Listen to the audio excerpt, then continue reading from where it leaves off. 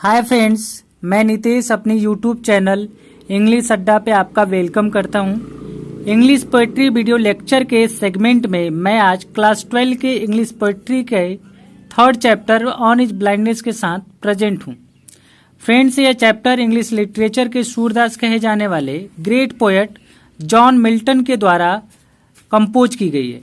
John Milton के sir का जन्म 9 दिसंबर 1608 ईस्वी में लंदन में हुआ था और इनके बारे में कहा जाता है कि ये इतने खूबसूरत दिखते थे कि कैम्ब्रिज यूनिवर्सिटी में इन्हें लेडी ऑफ द कॉलेज कहा जाता था।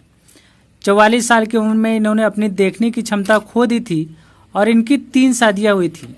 दुर्भाग्य की बात यह है कि इनकी तीनों शादियां असफल रहीं और 1674 ईस्वी में इनका डेथ हो गया। ऑन इज ब्लाइंडनेस की बात करें तो यह 14 लाइन की एक कविता है और इंग्लिश में 14 लाइन की कविता को सोनेट कहा जाता है। इस पोम में पोएट अपनी दृष्टि खो जाने पर दुख व्यक्त करते हैं और वह विचार करते हैं कि वह अपनी काव्य प्रतिभा का प्रयोग ईश्वर की सेवा के लिए नहीं कर पाएंगे, लेकिन शीघ्र ही उन्हें यह एहसास हो जाता है कि जो व्यक्ति ईश्वर की इच्छा के सामने स्वयं को समर्पित कर देते हैं वे भी ईश्वर के सबसे अच्छे सेवकों में से एक होते हैं।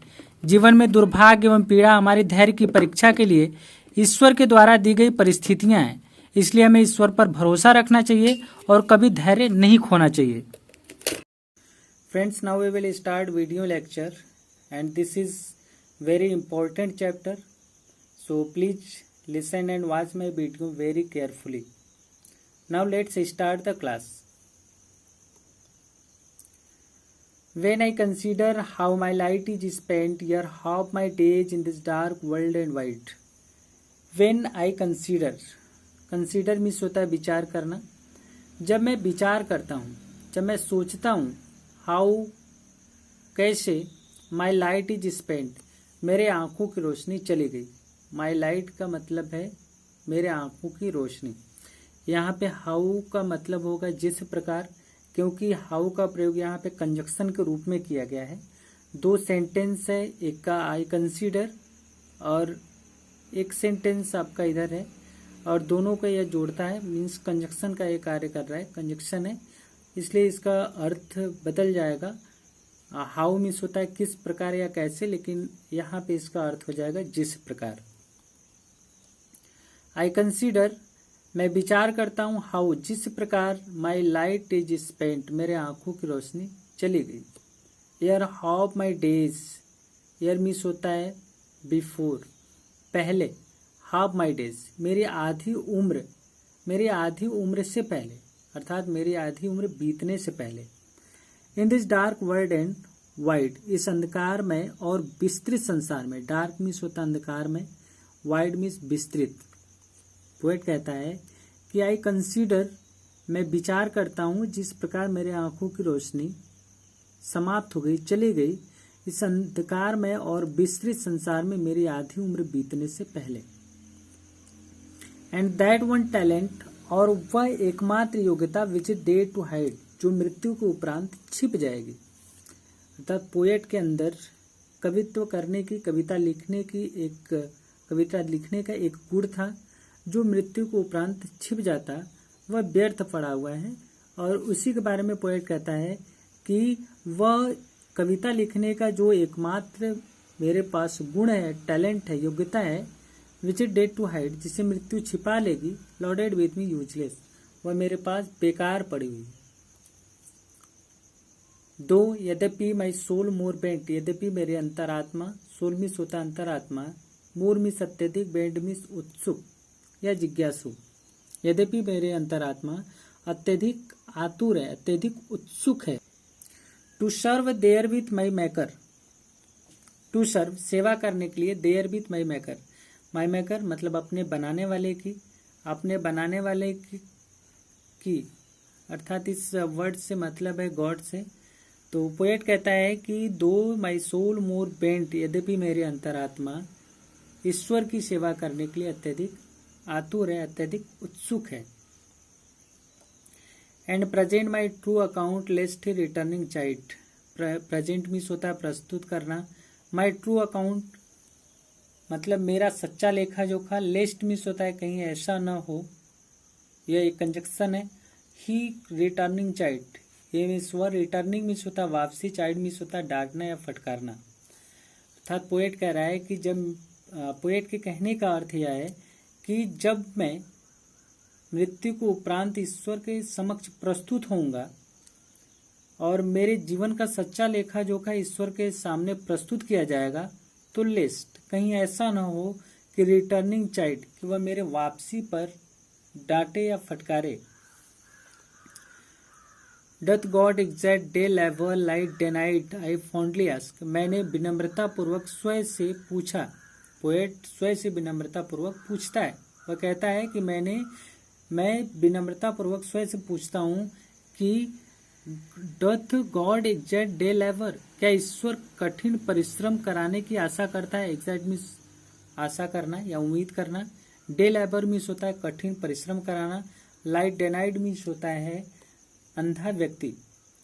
पोएट कहता है कि मैं विनम्रता पूर्वक स्वयं से पूछता हूँ कि क्या ईश्वर एक अंधे व्यक्ति से भी कठिन परिश्रम कराने की आशा करता है।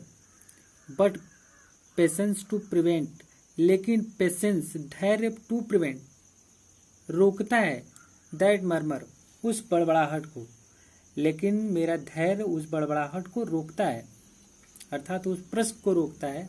और सुन रिप्लाइज, और शीघ्र ही जवाब देता है कि God doth not need either man's work, ईश्वर को आवश्यकता नहीं है आइदर मैन वर्क्स, न तो किसी व्यक्ति के कार्य की और न ही हिज ओन गिफ्ट, उसके उपहार की। पोएट कहता है कि मेरे अंतरात्मा या मेरा धैर्य मेरे उस बड़बड़ाहट को रोकता है और शीघ्र ही जवाब देता है कि ईश्वर को न तो किसी व्यक्ति के कार्य की आवश्यकता है और न ही उसके उपहार की। Who best bear his mild yoke, who जो व्यक्ति बेस्ट सबसे अच्छी तरह से बियर करता है सहन करता है, हिज मिल्डियोक ईश्वर के द्वारा दिए गए कष्टों को।